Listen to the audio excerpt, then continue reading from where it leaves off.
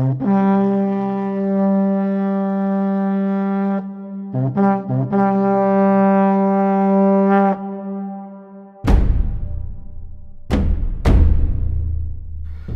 everyone, this is Gary from Fantastic Fundas, and in this lecture we are going to talk about the background to what? CDM, Civil Disobedience Movement, or in other words we are going to talk about the gathering storm before the storm comes. Okay, the things that were happening just before the CDM was launched, and this is the time period from 1927 to 1929. Let's begin with it. Okay, the background is that we know that 1922 NCM was launched. Earlier NCM was launched. 1922 it was withdrawn, and but then even then there was a sudden lapse of the whole of the movement. But from the period of 1922 to 27, the movement was sort of kept alive. And who were those people who kept it alive? As from the last lecture, it's obvious that revolutionary terrorists did this work, and communists and socialists, all of them also did their work. Now, a lot of other people, for example, even the Gandhian worker through the constructive program continued, and by the suffragists also in the councils, they did their work there. One typical example of this is of the Koya tribals. Okay, Koya tribal, they were in Andhra Pradesh, and there they fought British, right, under Ramachandra Raju. Ramachandra Raju was the person, and from 1922 to 24. So this way Akalis in Punjab were very active. So this way all through in India what is happening, the movement has been kept alive. Okay.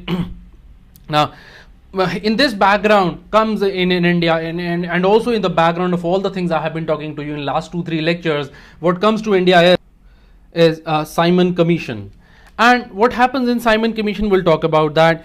You see, the later part of the 1927, okay, the later half, the last 6 months of the, they started being part of the movement only. Actually, it was on 8th November 1927 that all white, okay, very typical of it, all white, that means all the members of this movement were Britishers. The all white 7-member commission was to recommend if India was ready for further constitutional reforms, because you know this, that in 1919 there was a constitutional reform, and every 10 years there had to be reform. And the government was also saying that this reform now, which is being asked for in 1927, should not be done now. At least 10 years must lapse. But there was a lot of pressure from the Indians. The government, what they said, okay, fine, we'll look into it whether the reform should be done now or not. And for that, Simon Commission was appointed. But it did not have any of the Indian members in it, right? And there's more to it actually. There was change in Britain government also. In Britain, 1927. A Labour Party was to win. Okay, it was sure that in the coming election Labour Party will be winning, and it was certainly decided by the present government of the England that such an important issue cannot be left to the irresponsible Labour Party. It was called irresponsible by the people there. So, and this Indian Statutory Commission, better known as Simon Commission, was appointed, right? And when this commission was appointed, there was India's reaction also. India's reaction. And what was that reaction? It is that because it was considered as an insult to the Indians, and because there was no Indians in it, and so boycott of this commission was done by the Liberal Foundation under now the main person whose name was Tej Bahadur Sapru. Liberal Foundation, and Hindu Mahasabha also boycotted this, but there were two people, okay, who really supported this. One was from the Punjab. It was a Unionist party who supported the Simon Commission, decided not to oppose it, and this was under Fazl Hussain. And other was in South India somewhere. Its name as Justice Party. We've done this a little detail of this earlier. Okay, they also said they refused to oppose the boycott mission. Basically, all the communal organizations, okay, or everyone who was communal at this time was not opposing the Simon Commission. Talking about the communal organizations at this period, for example, even in Muslim League there were two parts. There were communal people, there were secular people. In 1927, actually, Muslim League had two sessions rather than one session of the normal, and the two sessions were like this. One was held at Calcutta, one was at Calcutta, and it was under Jinnah, and other session was at Lahore, and that was under Muhammad Shafi. Okay, he got Sir Muhammad Shafi. Right, he got knighthood also. Anyway, so Muhammad Shafi supported government, but Jinnah, under this Jinnah, he was against the Simon Commission, right.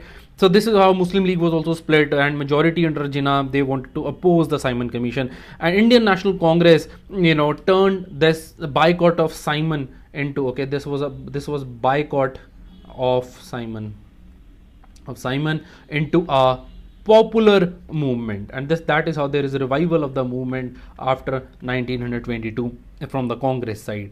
And then after that, in 1927 only, there is Madras Congress session, and a resolution is adopted that we will be boycotting the Simon Commission. It is here, it is decided. M.A. Ansari, he is the head over here. M.A. Ansari, I had mentioned this in the last lecture also. Then a boycott that was adopted, right? And what kind of boycott? It was decided that at every stage, these words are of importance, they can be asked, that when this resolution was adopted, which said that that British are to be boycotted at every stage and in every form. This was the resolution adopted, and two things happened actually in this, okay. But let me tell you before that, before though, I'll talk to you about two things that happened. But before that, I just want to mention about this boycott over here. You see, even this boycott was supported, or this resolution, the Congress was supported by Hindu Mahasabha and the majority faction of Muslim League under Muhammad Ali Jinnah, and those two, Unionist Party and Justice Party in South, they boycotted it. Okay. Now the two things that happened at this session only of Madras. Number one was that Nehru successfully got the SNAP resolution passed. SNAP resolution, okay, it's just a random thing, right? SNAP means random, okay, without any formal voting. So it was just not a formal thing, but he got a SNAP resolution of all the people who were present. They just raised their hand. Something would like this might have happened, that Nehru asked, how many of you support this complete independence? And people raise their hand. That is how, that's what a SNAP resolution is, okay. And declaring complete independence is the goal of the Congress. Now this was, of course, this is ratified later on. We'll talk about the story of this also in the next lecture, okay, or probably in this lecture only, about ratification of this how it happens in 1929. Right, number two is about the Delhi proposal in this session. Number two is about the Delhi proposals. Now, what are these Delhi proposals? They were, actually, these Delhi proposals, they were proposed way back on 20th March of 1927, right? And they're partially accepted over here, not completely accepted. Who gave these and what are these Delhi proposals? I'll talk about them, right? Because this is happening in December 1927. So partially Delhi proposal, actually this is given by Muslim League. So partially they are accepted over here, right? Now the protest starts, this boycott starts, and what happens in this boycott over here, that all over India, how the protest is happening, all over India, there is all India conferences are held, okay, all India conferences are held, and Muslim leaders, they met at Delhi in December 1927, and they put forward their demand. These are known as Delhi proposals, okay. I'll just talk about them. But do you remember what is Delhi Pact? We have already done this once, and Delhi Pact is a pact between the suffragists and the no changers, okay, that is known as Delhi Pact, okay, suffragists and no changers, that we will be working together and all that, okay. And then there is a Gandhi-Irwin Pact. Gandhi-Irwin Pact, that is also known as the Delhi Pact, okay. And there is one Delhi Manifesto also. We'll talk about this later on.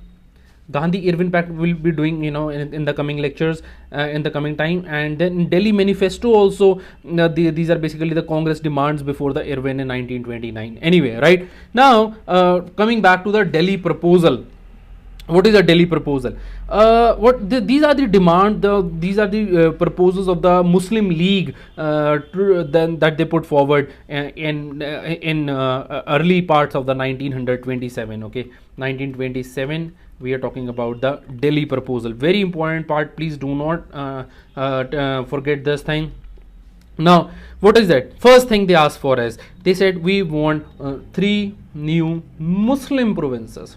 Okay, Muslim provinces. Now, at this stage, we'll see that how Jinnah has turned somewhat communal. Okay, and it was separated. The first thing is they separate the Sindh from Bombay. So first thing the state they were looking for was Sindh by separating it from Bombay, and this is like a lot of opposition to this. Okay, and but eventually they will see that this is later on accepted by the Congress also in a little modified form. Number 2 is they wanted independence of Baluchistan, and number 3 is they wanted independence of Northwest Frontier Province. Okay, Northwest Frontier Province. Okay, let's understand this thing better with the help of a map. Let me just draw it for you.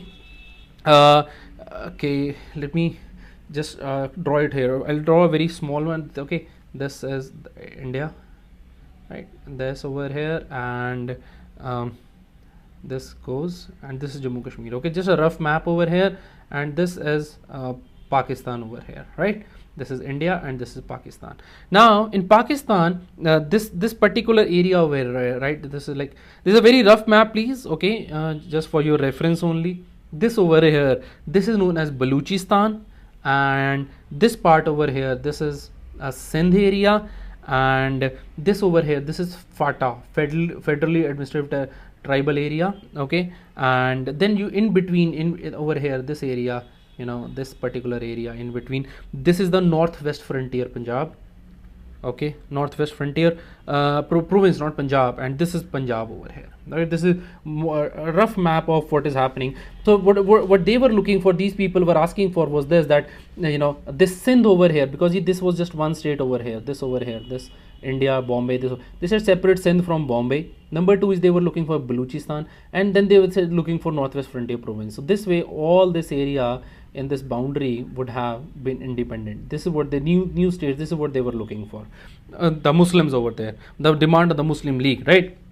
So that is the number 1 demand over here regarding the 3 new Muslim provinces, right? Then, you know, number 2, they said that this Northwest Frontier Province, this shall be treated constitutionally on the same footing as the other provinces. So this is like another demand. Number 3 is that Muslim League should have 1/3 representation in the Central Legislative Assembly. 1/3 Muslims in Central Legislative Assembly. This is what they were looking for, and you know, this they will stick to this demand later on also. This is very important demand that they have asked for actually. Okay, Delhi proposal ki ye jo demand hai, right? I'll talk about this later also, so do not forget this one. Number 4 is they said that in Punjab and Bengal, okay, these 2 places, the proportion of the representation should be in accordance with the population. Okay, because here in these 2 places, Muslims were in majority. Please don't forget that we are talking about pre-independence time. Those time par to Punjab and Bengal mein Muslims were in majority, and this would guarantee them, you know, that they win the elections. And in other provinces, they said wherever the Muslims are in minority, the communal electorates should continue. Okay, wherever they are in minority, they said existing system of reservation, which was communal electorates only, it should continue, the existing system of reservation. And number 5 was regarding the joint electorates. They agreed that there should be joint electorates, and what they were rather looking for, you know, see, rather than saying communal electorates, they said, okay, fine, if you don't want to give that, fine, give us reservation, continue with reservation. We want reservation in the seats, but we can have joint electorates. So we can see that Muhammad Ali Jinnah was somewhat liberal at this time regarding this, right? And so these are the Delhi proposals, right? Now, please, so we have this announcement of Simon Commission that has been announced, and number 1, and then there is also a Delhi proposal. And Delhi proposal, and after Delhi proposal, what is there? There is Simon Commission comes to Simon lands in India. Now, when Simon lands in India, what happens? Now we'll talk about that. Okay, so when Simon lands in India, Simon, he's landed in India. There is what is happening? There is complete hartal everywhere. And then there are mass rallies against it, because a lot of opposition happening. Okay, and wherever Simon went, there was opposition. And what kind of opposition? Very stylish way of opposition. Okay, for example, in Lonavala, okay, that's near Mumbai, there was a parallel road and rail. Okay, road and a rail was there in parallel. Now Simon was sitting in a train, and what people did, just like if there is a scene also in one of the movies where they show the people moving parallel to the train. So Simon was in a train, and protesters are on the road, and all the way they keep on protesting against him. That is how it was going on. And if you talk about the other areas, for example, in Madras, the main person who was leading the revolt was T. Prakasham. Okay. And then in Lucknow, if I talk about, that was in Lonavala, number 1, number 2 is this Madras, number 3 is Lucknow. What is in Lucknow? The main person is, his name is Khali Kuzman. Khali Kuzman. Okay, Khali Kuzman, and he was flying black kites. Okay, enjoy भी कर रहे हैं and kite भी कर रहे हैं, fly कर रहे हैं और oppose भी कर रहे हैं. So black kites which had written on it what? Simon go back, Simon go back. Okay, and so there were protests all over. And what happened in all these protests? What the worst thing that had happened? It was that Lala Lajpat Rai ji was severely hit. Okay, Lala ji was hit, and it was on 30th October that he was hit, and on 12th November 1928, obviously this is happening in 28, right? And Simon Commission lands India on 3rd February 1928. 27 is over. Madras session is over already. Simon has landed in India. Okay, the thing that I was showing you earlier. Okay, I'll just show you again. This Simon has landed in India in 1928. Simon lands. Okay, now coming back to this, now Lalaji has died. Lalaji dies over here, and the revenge of his death is taken by the murder of Saunders. Okay, and that happens the very next month in December 1928. Actually, Bhagat Singh, Rajguru, there were a lot of people involved. Bhagat Singh, Rajguru, Sukhdev, and also one Jai Gopal was there. Okay, Jai Gopal. Okay, Bhagat Singh, Rajguru, Sukhdev, and Jai Gopal. Jai Gopal. So these people were there, right? They conspired to kill the police chief. They wanted to kill the police chief whose name was Scott. But by mistake, they killed the DSP Saunders. But their idea was to kill the Scott. In any way, that was enough revenge for them. Okay. Now, youth was also involved in the opposition. Let's talk about them. Let me change the color for sake of clarity here. That's youth. The involvement, how was the youth involved, and let's talk about that. So this was the first actually taste of political action for youth, and the youth also they were already having the militant flavor, so they added that militant flavor to the protest by the Congress. And when they also, youth was highly under impact of Bhagat Singh and the socialist ideas and Surya Sen. So all those ideas influences were already there, right? And with youth also came this idea what popular or further of socialism. In fact, Nehru had just returned from Europe at this time. He was very young at this time after attending the Brussels conference. See, Nehru is also young, so he's part of youth. So Brussels Congress of League against imperialism. Okay, so Brussels Congress of League against Imperialism. This was in 1927. Nehru had come after attending that, so he also got very active over here, right?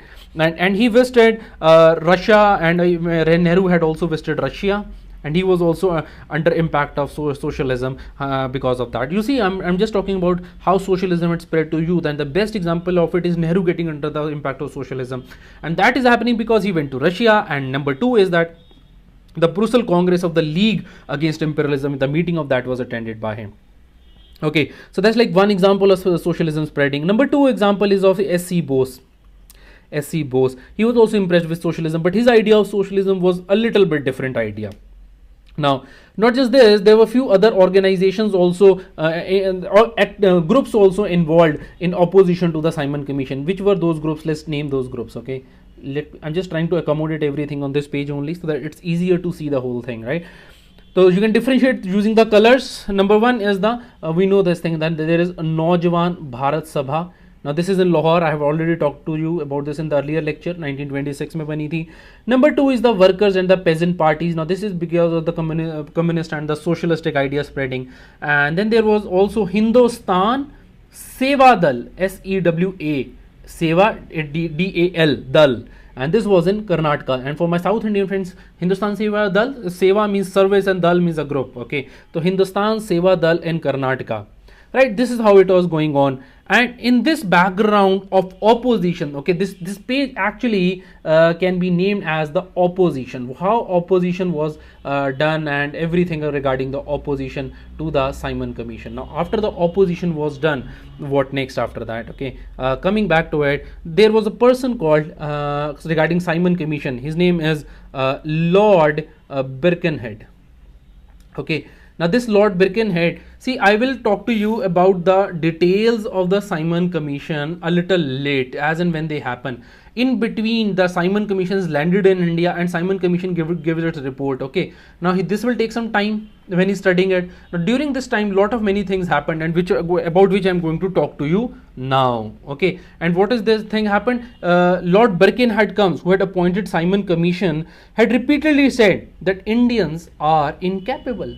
Indians are incapable. आप कर नहीं सकते. You cannot do this. Indians are incapable of making their own constitution. They cannot make their own constitution. Who said this? Lord Birkenhead. And this really irked Indians. Okay. Now people got very angry. So this challenge of Lord Birkenhead is taken by a group called All Party Conference. Okay. There was All Party Conference held.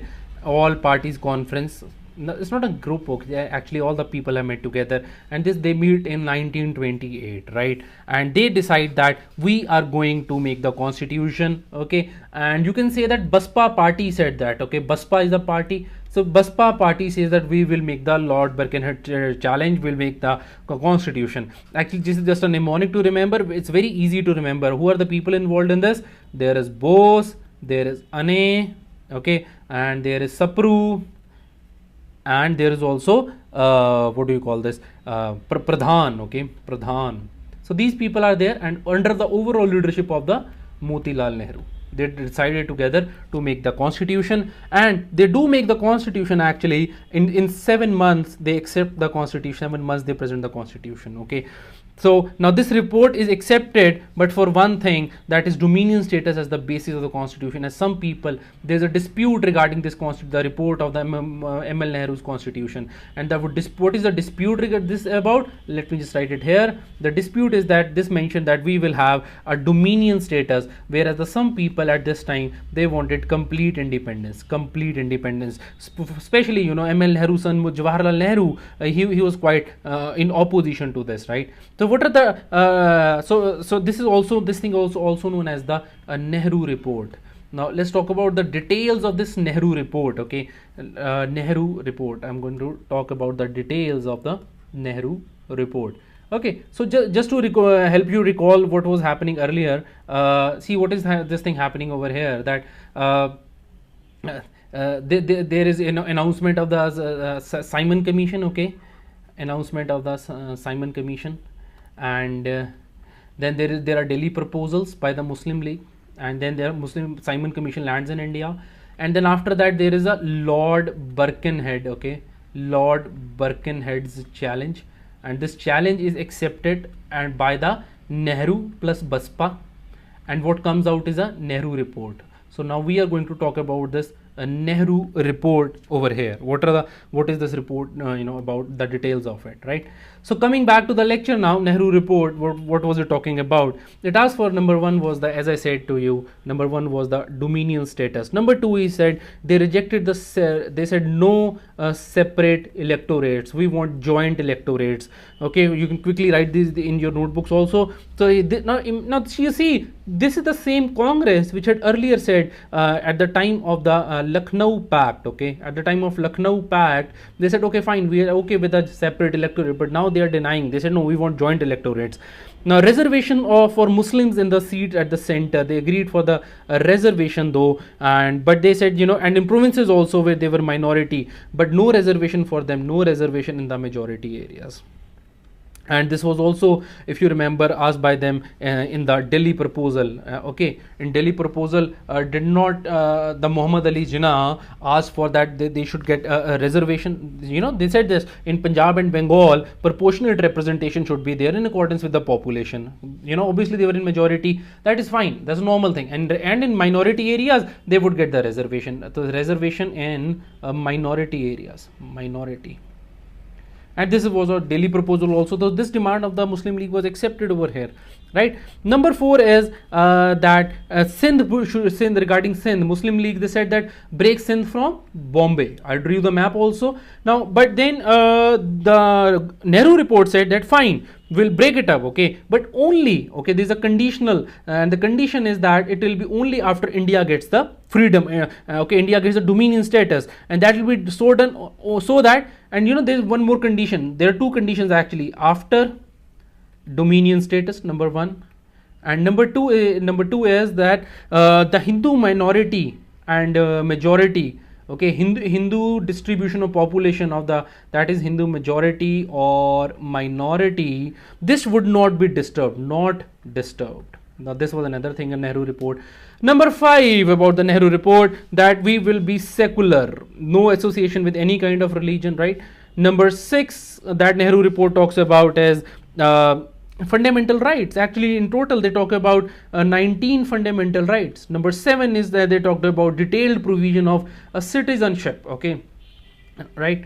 Now number 8 is regarding universal adult suffrage. So all the adults could vote. This was talked about in this, right, Nehru report. Number 9 is equal right for women. So women rights are being talked about and equality is being talked about.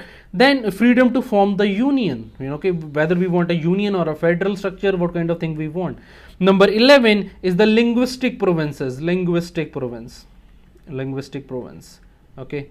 Number 12 is they said that we'll have cultural and educational rights protected, okay. We already have this thing in constitution. I've already done this thing in our lectures on polity, okay. Cultural and educational rights of the people, article 29, 30 is there. Now I'll just write to the top of the page now. Number 13, he said that the house of the representative, a house of a representative, it would have 500 members, sort of a Lok Sabha, okay, and then the provincial and also known as Senate, okay, and they called it Senate or a Rajya Sabha, it would have 200 members, and this was for 7 years, this was for 5 years. Okay, that is how it was. Number 14 is the central government was to have Governor General. Governor General would be there, who would be selected by the British, and he would be paid out of India's income, okay, pay out of India's income. Please remember this thing, this can be asked in paper because there is a lot of opposition to him being paid out of India's income, right? Number 15 is that provincial council was to be headed by the governor, provincial council by governor. Number 16 is that full protection to the interest of the Muslims, okay, Muslims interest would be protected. Obviously Muslim League liked it. In fact, this is what Jinnah also keeps on demanding, right? Number 17 is that the political structure shall not be disturbed, that it shall be more of a unitary form of a government. Their focus was on the unitary form of government. Number 18 is that residual power would be with the center, okay, residual power will be with center, okay. This is very important over here, residual power over here. Let me just highlight it for you because I am going to refer to this again later on also, okay.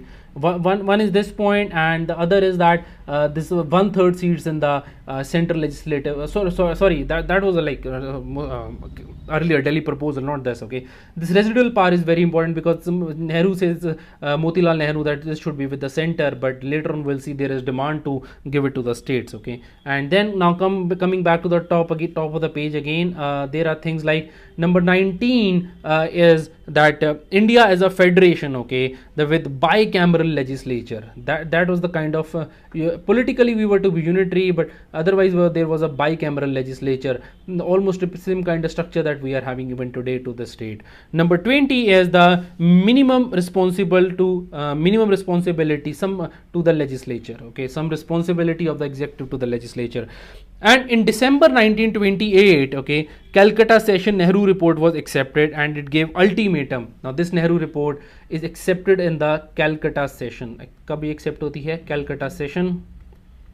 in 1928 Calcutta session of Congress. An ultimatum is given to the government that where you should accept our recommendation by 31st December 1929. Okay, now please understand this. February 1928 this proposal is accepted, right, and within 7 months this proposal is given, so that makes it September, right, almost September this report comes out, and they are given 3 months only. Okay, 3 months are given to Britishers, accept this report, and if the report is not accepted, then we are going to have a mass movement, because masses are also getting ready in the meanwhile. So we have given them 3 months, right?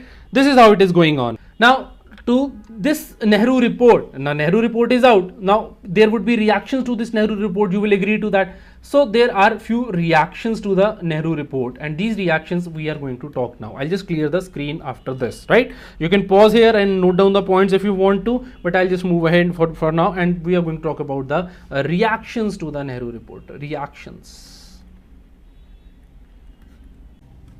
So the reactions came, the first reaction was from the Jinnah. Jinnah, he was very angry with it. He said, no, even in the Muslim majority areas, we want the reservation of policy, right? Number two is from the reaction of the Hindu Mahasabha. This reaction of the Hindu Mahasabha is actually before the Nehru report came. This is not about Nehru report. He said they were very much opposed to the idea of the reservation of, the reaction of Hindu Mahasabha was to the Jinnah's Delhi proposals. Okay, they said, what do you mean by these Muslim provinces? We are same way there should be Hindu provinces. So that was their idea, right? And then this Hindu Mahasabha also said that we are looking for other United States of India, just as there is United States of America. Okay, I've already discussed that why we don't call India United States of India, rather it is the Republic of India. Okay, now Muslim League now separated themselves from the Congress. So Muslim League and the Congress, they have separated from each other and said that we want the above said things. The Muslim League said that we want a reservation for Muslims and majority also, that is through that is in Bengal and Punjab basically. Okay, and that is through proportional representation, Bengal and Punjab. Okay, number four is that this dilemma has been created. Now this is called as Nehru's dilemma. Nehru dilemma is of the Motilal Nehru and not Jawaharlal Nehru, obviously. And Nehru's dilemma over here is that if he concedes to Muslims, then Hindu Mahasabha angry, and if he concedes to Hindu Mahasabha, then Muslim League is angry. What jaye to jaye kahan?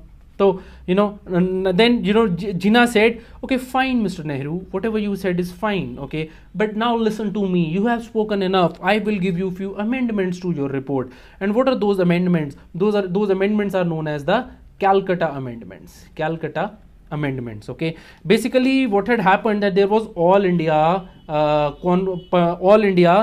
party conference was being organized in Calcutta in 1928. Okay, Calcutta, and at the same time in Calcutta there was also Congress session going on with Motilal Nehru as the head, right?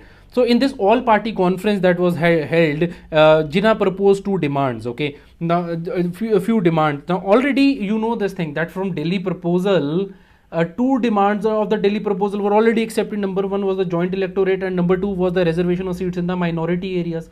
This was the Delhi proposal. We talked about it already. This was accepted. Now Jinnah asks for few more things over here in this what is known as the Calcutta Amendments. Now let me just quickly sum up to you the Calcutta Amendments. Calcutta Amendment. Now, in this, the first demand that raises that 1/3 of the seat should be reserved for the Muslims in the Central Legislative Assembly.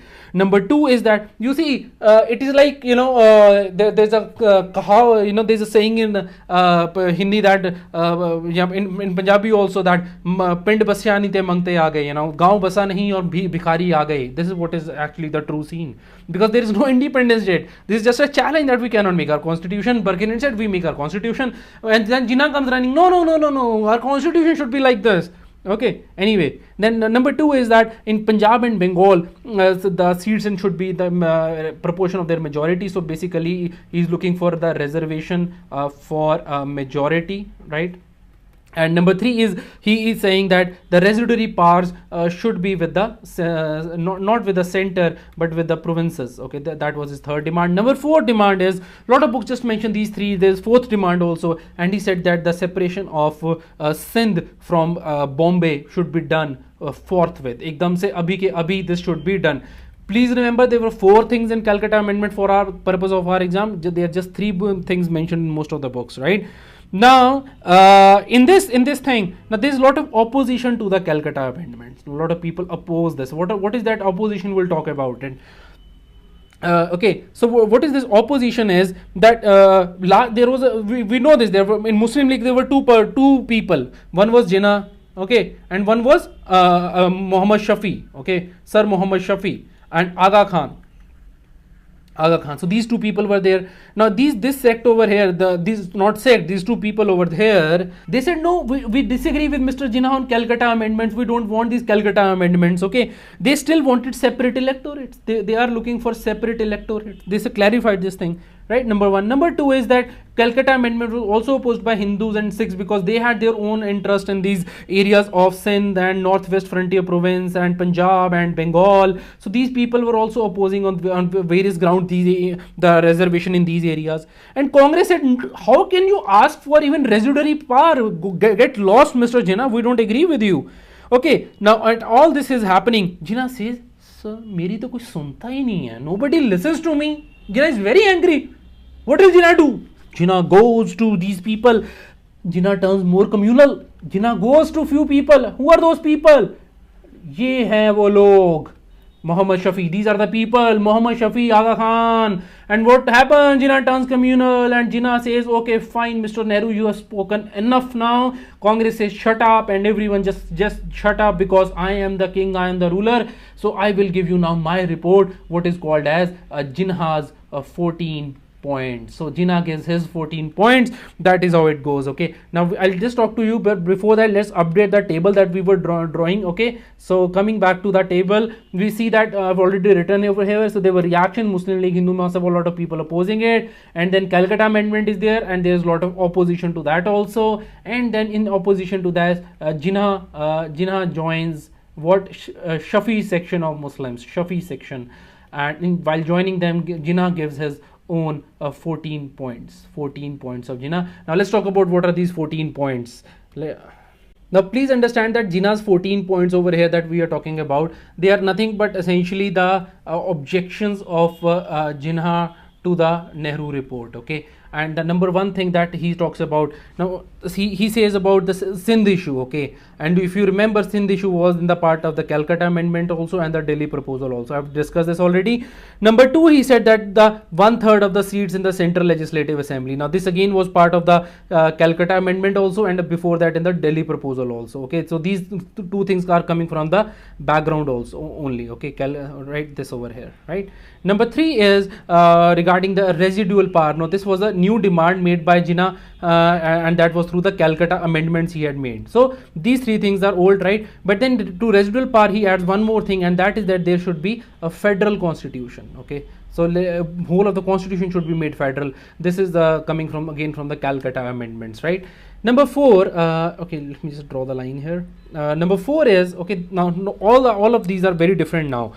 He said that the reservation of seats for Muslims should be there. Okay, so he's looking for the Muslim reservation in government service, service and self-governing bodies. Okay, so these days a lot of people in various parts of India, I will not name them, you know them obviously, they are looking for reservation for Muslims in government services. Isn't it a communal idea? You see what happened when earlier somebody in 1929 asked for a reservation. What happened? Ultimately country got partitioned. Now these people who today who's supporting the reservation for Muslims or for Hindus or Sikhs or whatever, isn't it violative of our constitution, the spirit of India? Isn't it violative of the dreams of the freedom fighters of the Bhagat Singh and Mahatma Gandhi? Right. Number 4 is that, right? Number 5, because there are 14 points we are going to write. Number 5, he said that there should be a provincial autonomy. So he wanted to give more autonomy to the provinces. There has been a question in UPSC, provincial autonomy, and it should be there. Provincial autonomy is ultimately introduced by the Government of India Act 1935. We'll talk about that in that act. Number 6 is no constitution to be amended without the permission of the states. Okay, so constitution amendment with the permission of the states. This was his number 6 condition, with permission of states. Okay, and basically states constituting Indian Federation, all the states which are part of the Indian Federation, right? Number 7 that Jinnah was talking about here, he said there should be separate electorates. Now here is one issue of big bone of contention. Separate electorate, though this was not, please understand, this thing was not asked in Delhi proposal by Jinnah, but now he had turned communal. Why he had turned communal? Because everyone rejected his Calcutta amendments. He got angry. So he says, so he's now communal and he goes to the Shafi section, right? This is what we have done, right? That is there. Now number 8 is that all cabinets, right, whether center or provincial, all the cabinets, not just central legislative assembly should have one third seat, but also all the cabinet, center or the state level, that is provincial level, 1/3 should be Muslims, right? Number 9 is no bill or resolution to be passed unless the minority getting affected, proves it by 3/4 majority. So any bill, okay, any bill that has effect on minorities, should be passed by 3/4 majority. Number 10 is that full religious freedom to minorities, okay, full religious freedom. You see, religion is good thing to have, but please understand, as Bhagat Singh said, that it is a personal affair. Do not get obsessed with it. Be rational in your life, okay? Now, protection of civil rights. Now here he is talking about the civil rights of the Muslims only, and he said what kind of right? Not just civil rights. He said protection of religious and the civil rights, for example, culture and education and language. So such things, he's asking for protection of all these rights, all the rights of the Muslims. Number 12 is the, he's talking about that all legislatures and elected bodies to have adequate representation of Muslims in every province. So not just 1/3 of this over here, okay, let me just highlight this over this point over here, and this I'm going to talk about. That he said that 1/3 should be over there in central legislature Muslims, 1/3 cabinet, and not only that, in all the legislature, the elected bodies, they should have adequate representation of the Muslim. You see, it's a very communal idea. Some of the people think that only if Muslim is elected only, then the interest of the Muslims can be taken care of. Okay. You see, please understand that even a Hindu or a Sikh prime minister can take care of the Muslims, and a Muslim prime minister can take care of the Hindus as well. It has nothing to do with the religion. This is a very, very communal idea that only Sikh can take care of a Sikh or a Hindu can take care of a Hindu. Nonsense. This should not be in our mind, right? So adequate, at the adequate level representation of Muslims in every province without reducing a majority of Muslims in province to a minority, right? So adequate representation should be there without reducing the representation of the Muslims, the majority of the Muslims in a province to a minority or equality, okay? So this is what he is saying, that representation of Muslims should not be disturbed, right? And then number 13 he is talking about is that any territorial redistribution not to affect the Muslim majority, okay? Suppose there is territorial redistribution, that is redrawing of the lines, and when this is done, then at that time Muslim majority, right, should not be affected. Especially he's talking about in the areas of Punjab and Punjab and not West Bengal, there was Bengal only then, and also in the Northwest Frontier province, right? Number 14 is that constitutional reforms should be brought. Okay, he was looking for constitutional reforms in Northwest Frontier province and Baluchistan. Okay, Baluchistan. Now, if this question comes in your main examination, for prelim you have to remember all these points. But supposedly, if this question comes in a main examination, you have to mention few points. You can remember this thing, right? One is the issue of representation. Okay, let me just change the color for this. One is the issue of representation. Right. Number two is the power, distribution of power. Right. Number 3 is the minority and majority. And number 4 is the rights. Right, you may just remember these many words, and rest of the things will automatically fit into the whole idea. Okay, this thing came, right? Now this was the opposition to the whole thing happening at this same time. Okay, what happens that comes a new thing called at this time there were also young nationalists. Okay, in India, young nationalists. Now we are done with the Muslim League. Jinnah's 14 points. So young nationals come at this time. Young nationalists. For example, what I mean by young nationalists is the Jawaharlal Nehru, obviously. Okay, so see what is happening, that Muslim League, Hindu Mahasabha, Sikh communalists, all the communalists, okay, Hindu Mahasabha, Muslim League, or even Sikhism. Not all the Sikhs who were communalists, they were all very unhappy with the Nehru report. right? So also they were unhappy, over all that was following it. So what happened that under at this time Jawaharlal Nehru, Nehru's, now we're talking about the Congress objection to it, we're talking about Muslim objection to it and others objection.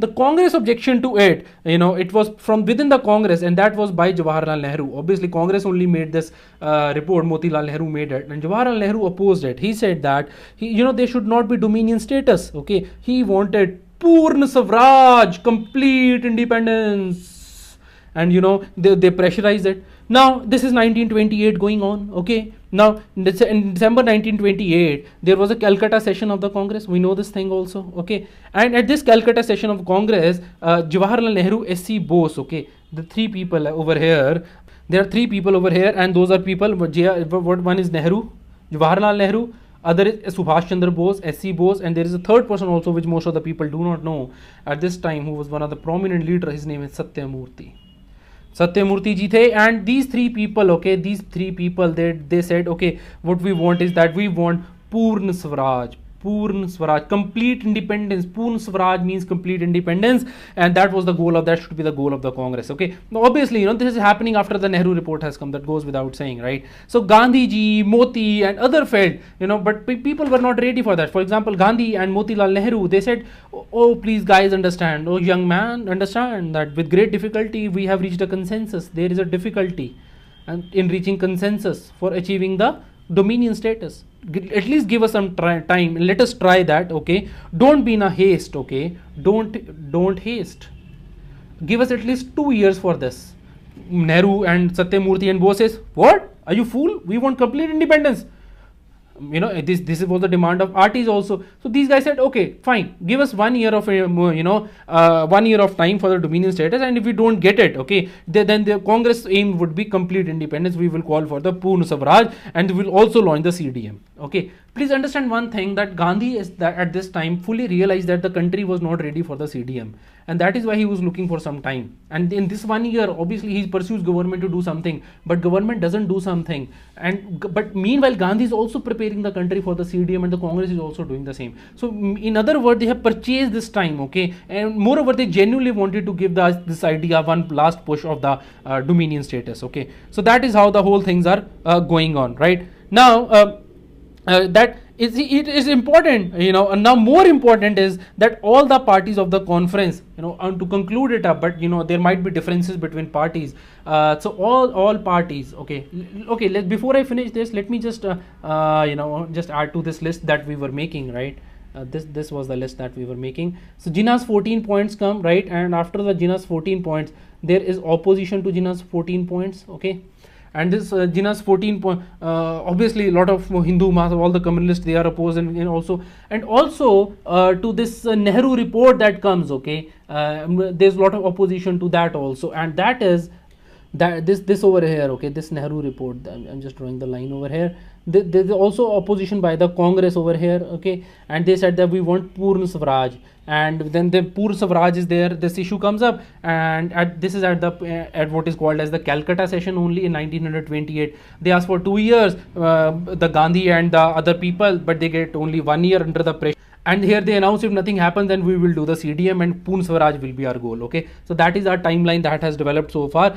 And meanwhile, while this happens, what is important is that there's a lot of opposition going on to the all the parties. They are opposing the Simon Commission. Whatever is happening in the background, that's on the Indian side, but everyone is opposing the Simon Commission. Now Simon Commission's announcement actually happens, okay, and then Delhi proposals come in 1927, we know this thing, and then comes the Simon Commission. Okay, now we will be discussing about the details of the Simon Commission. So Simon Commission, we'll begin with it. Regarding Simon Commission, you see the background we have done to it already. There was a huge background with Simon Commission. Now the first topic is about the objectives of Simon Commission. Okay, some of them were explicit and some were implicit. Okay, indirectly they were there. Number one objective was to delay the transfer of power. Eventually British had also realized that we have to give the power. See what is happening, understand the overall thing. We British, we fight. Okay, what happened? British give us something, some power, okay, some power, and we go quiet. The carrot, they give us carrot and then they give us stick, but then we again fight and then same thing happens. This goes on. Now, British can keep on giving us power, more power, but then there's a limit to it. How much power they can give to us? Okay, ultimately they will have to give freedom, and British fully realize this, and that is why the objective of the British over here, one of the Simon Commission, bringing the Simon Commission, was the delay of the transfer of the power to the Indians. Okay, number one. Number two is they wanted to widen the communalism in India, because that is how they felt the delay of power can be done if Indians start fighting within themselves. Okay, by diametrically, if the feelings of diametrical provisions which could diametrically oppose to the interest of two communities, and to show that the people were the sincere in their effort. Okay, they wanted to show their sincerity to the people of India. Now, don't know that we are for your interest. आपके पैसे भले के लिए आए हैं हम. We are here for your benefits. ऐसी बातें, such things were talked by Simon Commission. Okay, and that they were there for their interest, but it was Indians who could not decide on the consensus on power sharing. Okay, the fault is of the Indians. We are very sincere. That is the issue. Number four is that to give the impression of a federal constitution. Okay, to show it as if it is a federal constitution, so that the weak center and powerful province can be created. Actually, with this, we will have feeling of regionalism. Even today, this is sort of a British legacy. How many people are you proud Punjabis or proud Biharis or proud, are you so proud of the Northeast? Okay, so many of you proud of being Tamil. It's utter nonsense. Yes, you are Indians, What kind of regionalism? Why are you having even regionalism? See, regionalism might be good for certain aspect, but then it has more bad things associated with. We must think of ourselves only as Indians. Okay, there's no point thinking ourselves to be Marathis or Punjabis or whatever. How that helps us? That doesn't help us. You're dividing the country by that means. Okay, there are certain benefits. I don't deny that. Okay, there are few, but very less. Anyway, moving ahead, they basically wanted to create feeling of regionalism, and regionalism is an antidote to nationalism. You want to work for your region only and not for the nation. This is the British policy you are pursuing. When you say that I'm Marathi and I'm this and that, please understand one thing, that you are, what are you doing? Are you not talking in the same words as Simon Commission was talking about? And Lala Lajpat Rai ji died, so some more people should today die fighting you? No. What is the point? You are not changing anyway.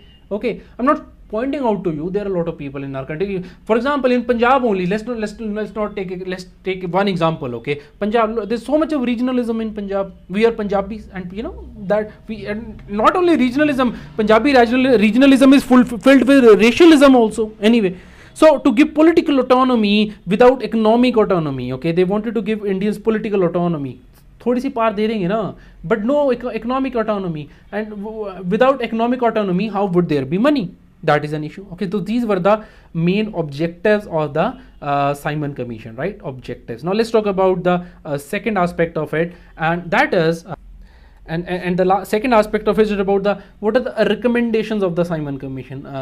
Recommendations of Simon Commission. Okay, we know this thing, recommendation Simon Commission. Number one, they said there should be constitutional reconstruction. So, okay, they agreed. Is there a need for constitution remaking? Yes, there is a need for constitution remaking. That is the purpose for which Simon Commission had come to India. Number two, they said what kind of constitution should be there? It should be federal constitution, because they wanted to promote regionalism. Number three is that provinces should be given full autonomy. So, full autonomy. Now, this is obviously reflected in the Government of India Act 1935. Number four, they said is that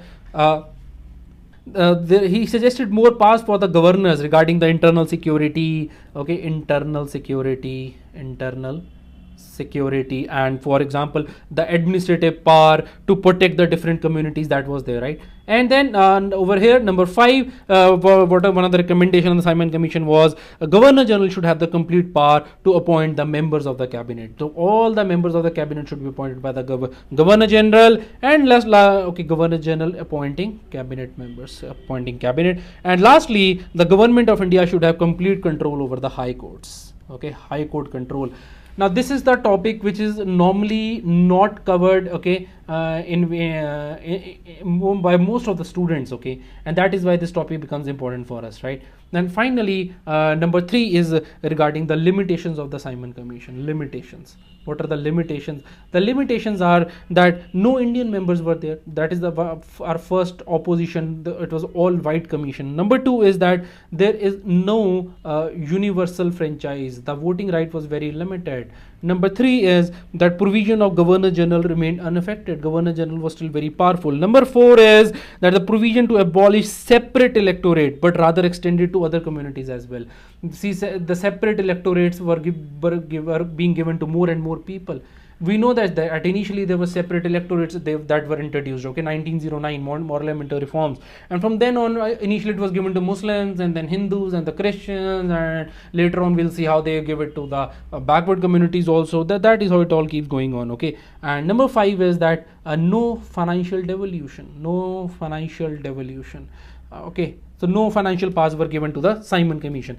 That was all about the Simon Commission. There is much more detail. You can always discuss, talk about it, the Simon Commission. But I would not recommend doing that, because you see that is not good for the purpose of our examination. And what was the impact of the Simon Commission? Let me just write here only the impact of Simon Commission. Number one impact was that the radical forces got recognized. We came to know who is radical, who is communal, and all that idea. Number two is that Lord Birkenhead's challenge was accepted, the constitution made, and Britishers were shown that men cannot be ruled without their approval, that we are Indians, that we can rule ourselves. This was proved. And number three, we got to know that what we want, that is we wanted reforms on the socialist line. We were quite clear for it, okay. So this is how the Simon Commission is going on. Now let's quickly go to our timeline that we were making, and we can add over there okay. So there over here is the opposition and Congress is there, okay, and then the CDM is there, right? But meanwhile, the Simon Commission report is there, okay. There's nothing much to add to it, okay. So we'll talk about the CDM only in the next lecture. This timeline is complete in itself. I hope it's okay. Let me just adjust the screen for it. Yeah, I hope it's clear now, okay. Now moving back to what we were doing, right? Now after this, the impact of Simon Commission we were talking, okay. So what was the impact, overall impact of Simon Commission? That I told you just, right? Now after this, because everything had failed, right, there is a preparation for CDM starts. I'll talk more about the CDM in the next lecture also, okay. I'll give you full-fledged details, the background over there. But for now, please remember whatever I say about CDM now, preparation of CDM. And that is what is happening, that Gandhiji believed that CDM was to be launched, then preparation has to be started. He was very well aware that for a mass movement there has to be preparation, just like for your exam, IAS ka ya koi bhi exam that you are writing, that you have to prepare yourself for that. And thus he was supposed to go to Europe. He cancels his trip to Europe, and he starts traveling throughout India, right? Earlier, since his release, since 1924, Gandhi had been traveling throughout India incessantly throughout the country, okay. He had been making travel all across the country or through various means, okay. Gandhi, there are pictures of Gandhi in train and cycle and everything, okay, and car also, and that's how it goes, okay. And then finally he would travel to the remotest of villages, and that is where the most of the even artists are not able to understand that why Gandhi is traveling, okay. When he was focusing, he was traveling, this is early part of 1929, he's focusing on to few things. For example, he's focusing on Khadi, and he's focusing on Hindu-Muslim unity, and number three is focusing on the removal of untouchability, okay, untouchability. And that is and after 1929, okay, that is his initial focus. And after 1929, and that is the one year period, during that period that he had given to the British government, that if you do not agree to our demand, then we will be launching the political agitation. And it was this time that he starts preparing people for the political agitation. So Gandhian trips are in two things are happening. One is early 1929 and later part of it's not after, it's actually later part of 1929 when he's preparing people for political action. And number two is that at his instance, number two is Congress had also organized foreign cloth boycott committee. कुछ है सबसे पहले कपड़े उतार दो. That is the Gandhian formula. That's just in the lighter vein. Don't get offended by it. Like a lot of people are very sensitive. I'm very scared of those people. I'm not scared as such, but I don't want to waste my time with them. Anyway, so went to Burma to tour, and on returning back he was arrested, and Gandhi was traveling to Burma. and when he came back he was arrested, and foreign cloth was burnt all over India, right? And he kept on reminding people that CDM has not yet started, be lawful, do not do violence. So this is happening, the preparation of the CDM is going on. Okay, now meanwhile, in during all this while, few things have already happened that I've already told you. For example, there has been a Meerut conspiracy case. Okay, number one. Number two is that Bhagat Singh and Batukeshwar Dutt, they threw the bomb on the Central Legislative Assembly, and then after that there is arrest, and Jatin Das dies in the jail after 64 days of fast. And on 13th September, right, Jatin Das dies. Some books say 64 days fast was there, Wikipedia says 63 days, God knows what is it. Okay, if you are sure, you may mention it. I believe it was 64 days anyway, right? And then we know that meanwhile there is also Labour government coming in Britain. Labour government is in power, and after this happens under Ramsay MacDonald, and this is the same man who will also conduct all the roundtable conferences. Okay, and Lord Irwin was called to London for consultations, and then on 31st October 1929 comes the Lord Irwin statement. Okay, Governor General of India is there, Lord Irwin statement is there, and he says that it is implicit in the declaration of 1917 that the aim of the British government has been to give the Dominion status, right? Because they are also under the pressure now, so they also start saying on those very lines, right? And he announced that there will be RTC soon as the Simon Commission submits its report. So he announces the RTC, and then on 2nd November 1929, just after a month, there is a Delhi Manifesto coming up. Okay, Delhi Manifesto. What is this Delhi Manifesto? These are the this was given by the Congress. Okay, and the Delhi Pact, I told you, right, is a conciliation, suffragist and no changes, and this is the Delhi Manifesto. These are the demands put by the Congress. Okay, and what are these? The purpose of RTC was not to discuss. Okay, Delhi Manifesto regarding the demand to RTC. Let me just write it there to add to our thing, right, that we were doing, right, over here. This is before the that this thing has happened, the CDM launch. Okay, so there comes a Delhi Manifesto over here, right? So going back to the lecture, so in this Delhi Manifesto, what is asked, let me write it on the new slide, a new page, Delhi Manifesto. Okay, what is in Delhi Manifesto? Delhi Manifesto में क्या हो रहा है कि they say that the purpose of the RTC, they define the purpose of the RTC, because Irwin said after Simon there would be RTC. So they say that okay, fine, will come, but the purpose of RTC won't be to discuss when Dominion status shall be granted. Rather, it would be how that Dominion status would be given. That is why we'll come to RTC. That is number one condition they laid down. Delhi Manifesto is more often the conditions. Okay, and the Congress was to have majority in the conference. Only then we will come to the RTC. Number three was that amnesty and general policy of conciliation. Amnesty and policy of conciliation would be followed. Only then we will come to the RTC. Okay, and on 23rd December, just like 20 days after that, sorry, this was in November. Okay, and then October, November. Okay, October, I told you that is October is Irwin's statement. This is 1929, and November is Delhi Manifesto, and in December Irwin told Gandhiji that he was not in a position to give them Delhi Manifesto. So Irwin says that he cannot do that, and then see it is set for the confrontation, and once the stage is set for confrontation, at this time that there would be CDM. Okay, but before CDM happens, I would just give you one more of a random fact, that independence. Okay, I mentioned it earlier in the lecture. I'm just reminded of that Independence of India League. Okay, who formed this Independence of India League? Do you know this thing? It was by formation formed with a lot of people, and those were people. Number one was Jawaharlal Nehru, because they are looking for complete independence, right? And number two was S.C. Bose as the secretary. S.C. Bose as secretary. Okay, and there was S. Srinivasan Iyengar. Okay, S. Srinivasan Iyengar as president of this. Okay, now the Poon Swaraj resolution is passed ultimately, because 1 year has lapsed, December has come, and I told you in December 1928, that they gave 1 year. So December 1929 has come.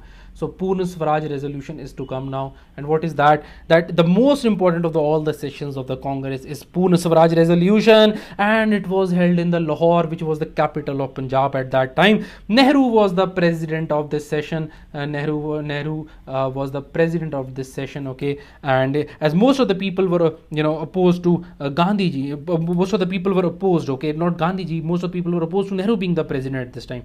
But despite of that, Gandhi's insistence, Jawaharlal Nehru becomes the president of this, and on bank of the Tapti river, okay, on 31st December 1929, exactly after 1 year, we fly the tricolor of our independence. Okay, the tricolor of Indian independence is flown at the bank of the river. Okay, it's unfurled, and the central and the provincial legislature had to be boycotted. So in Lahore's resolution, three things were there. Number one was the Purna Swaraj. Number two is that all the legislature, whether it is central or provincial, they had to be boycotted completely. Okay, and there would be no participation in the future election also. This is also decided in the Purna Swaraj resolution. Now, just before the CDM is launched, there are a few tasks before the Congress. The CDM is going to be launched, but are we prepared for launching the CDM? So the people all over the country, they have to be organized, and then in this resolution, then on 26th January 1930, on this date, Purna Swaraj resolution, Purna Swaraj. This resolution is written by Mahatma Gandhi. He writes this, drafted by him, and this is there, right? Now, after I would like to sum up the whole of the lecture. This is the end of the lecture. If you don't want to listen to the summary, which is to me is very important, and I'm also telling you how to write answer now. This summary is the way of how to write the answer about it. Okay, so this is how it goes. Okay, listen to it very carefully. I will be writing very less when I say this. Okay. It was abrupt withdrawal of NCM by Gandhi in 1922, which led to the demoralizing effect, and a great decline in the national movement. Okay, national movement declines. Along with this, the Swarajist program of wrecking the councils from within resulted in responsivist cooperation. Okay, that is responding and cooperating to they were responding and cooperating with the Britisher policies, and thus the vacuum was reflected. Okay, and whereas no changers, okay, or the Gandhians, they remain scattered. Gandhians and the no changers, Gandhi was in jail, but these people, they remain scattered. You should be this precise. And from political development, there was also rise in the communal tension at this time, and waves of riots took place in Calcutta at this time in 1926, and also talks with Jinnah over Nehru report failed, and because of the opposition of the Hindu Mahasabha and the rigidity of Jinnah. By 1928, there was a growth in anti-imperialist sentiment, and this is reflected in the anti-Simon agitation and the revival. Okay, revival of the revolutionary groups and the peasant movement in Gujarat, the Bardoli Satyagraha that happened, and the communist movement also. There was encouragement of the left wing in the Congress and support of the Nehru and Subhash, having focus upon not dominion status but on Purna Swaraj. And apart from this, by 1928-29, there were economic and political tensions between British interest and Indian interest, reflected by the World Economic Depression. Okay, World Economic Depression of the 1929, right? 1929 to 33, that depression was there. Now it is important to understand that the British change their policy according to the national movement. Okay, please understand that this thing when I'm saying this line, that Britishers were reactionary, not us. Okay, British changed their policy according to the Indian national movement, and it was not vice versa thing happening, right? And it was through the Lahore session of the Congress which left choice of precise methods of non-violent struggle for Purna Swaraj to Gandhiji, and it was on 26th January 1930 that the pledge of independence taken by many people, and it was on this day that CDM was supposed to commence. Okay, but Gandhiji says, okay, I'll give you some more time, and ultimately it is on the 12th March with the launch of the Dandi March, that we'll see the CDM has been launched. We will be talking that in the next lecture. Okay, that was the summary of the lecture. Okay, I hope you remember this. I will not be giving you a timeline. This we have already done the timeline, right? So that is all. I hope you really enjoyed the lecture. This is one heck of a lecture, huge lecture, but I just loved recording this lecture with you guys. Okay, and finally, before I go, this is such a good lecture. If you like that, please do share it with others, right? Share it, number one. And if you like this, please do click on the like button. And finally, if you want that this lecture should come right into your email box, then you will need to subscribe to us. And for subscription, you will need to, I'll tell you, subscribe to us. You will need to click on this button over here, right? That's all, and thank you so much for watching this.